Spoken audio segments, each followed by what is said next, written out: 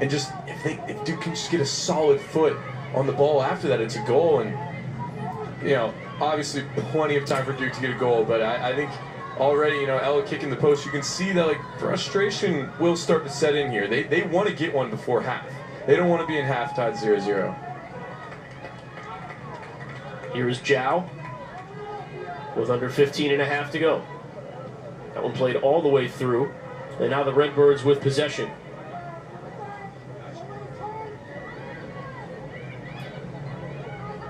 Emily Dickman comes back and lays it off to Kale.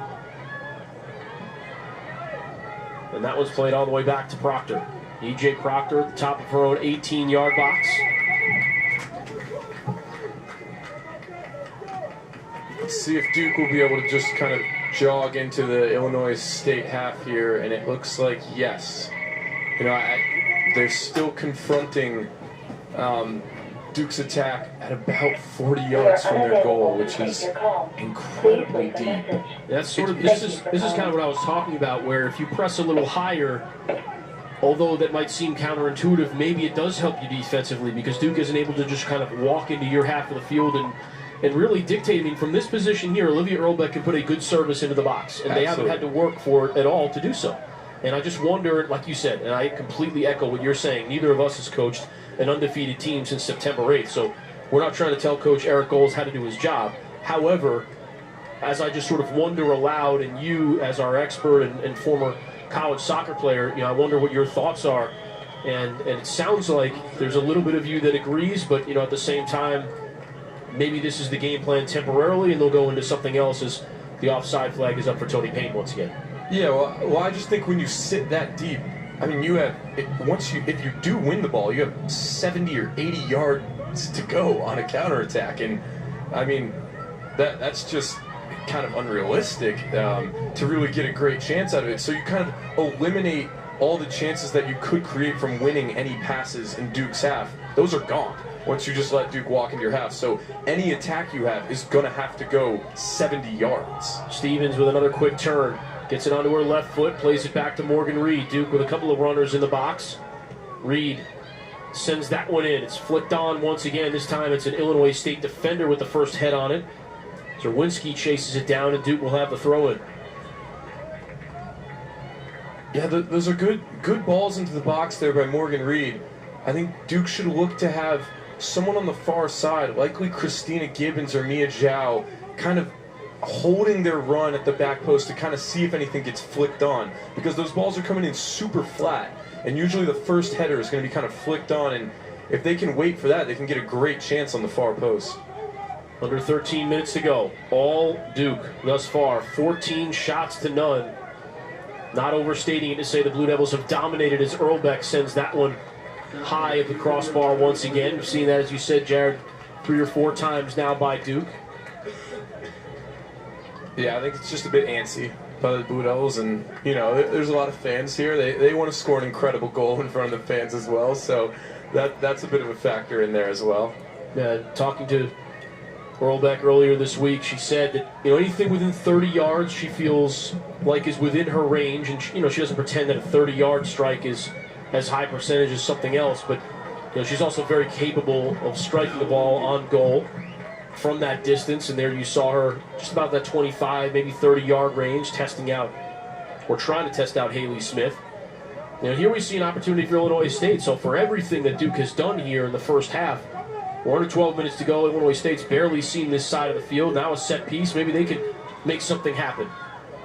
Yeah, I mean, I think if you're Duke, they should get the instruction from Robbie Church at half to do not give up any fouls or set pieces in your own half, because really any fouls are unnecessary at this point. I mean, Duke has so many numbers back. Illinois State's not moving enough people into the attack that they'll be able to defend. Dorsey with a nice turn, gets it on her right foot and serves that one across. Well headed that time. Excellent defensive header. Now Dorsey does well to chase it back down again. Just tremendous effort from Duke. Blue Devils look sharp. They look refreshed. They don't look tired as Stevens is run through by Emily Dickman. For whatever reason, Duke, very hard foul. Duke looking about a half step quicker now. than Illinois State. Don't know if it's travel, don't know what it might be, but you see the foul. The freshman goes down.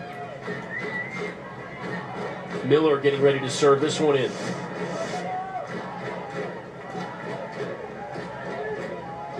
About 10.5 to go in the first half. 0-0 the score. Great ball in. Perfect serve from Miller. And that one is headed wide. Might have been Rabin one more time. It did look like Lizzie Rabin skying up there on that far post. Just not able to get it on frame, but Duke's execution on set pieces has been fantastic so far in this game. All the balls are served exactly where they want them. They're getting the runners. As was mentioned, just not able to put it in yet. 16 shots now.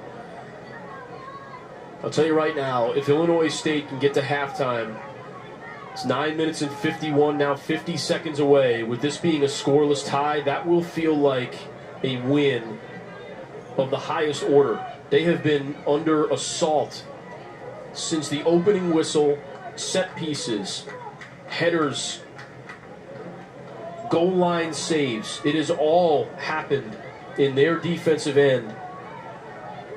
And yet, 0-0 the score here at Koskinen Stadium.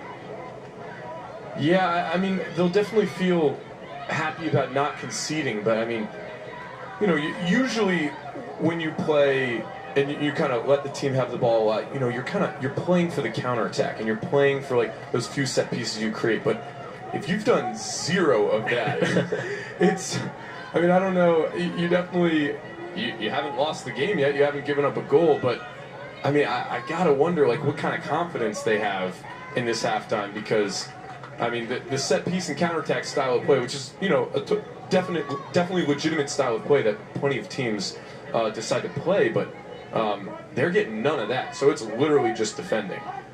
You know, I would like to think that they would maybe come out a little more aggressively in the second half, because, I mean, at this point, you can't say they're not playing for PKs at this point. DeBray. And now Ncaa with under 8.5 to go in the first half. Ncaa chases after it. Redbirds possessed, but only for a second. Ashton Miller back for the Blue Devils, directing traffic and then playing a ball over the top to Amani Dorsey. Well played there by Miller. Dorsey onto it. Driven ball toward the top of the 18. Tony Payne is there. Now Gibbons. Gibbons has a crack at it.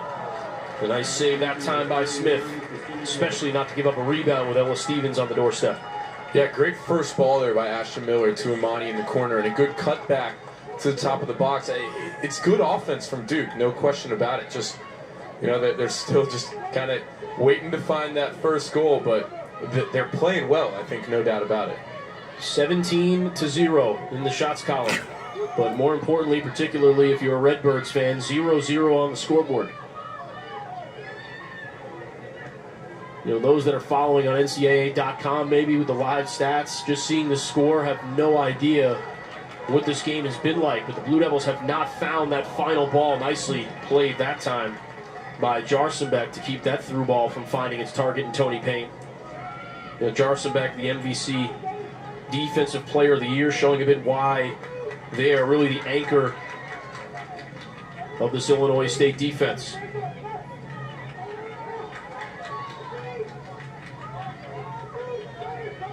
Del Fava, who's seen a lot of action tonight, she's really a midfielder, but slid to that defensive back line to cover up for some injuries, is the Redbirds with a chance.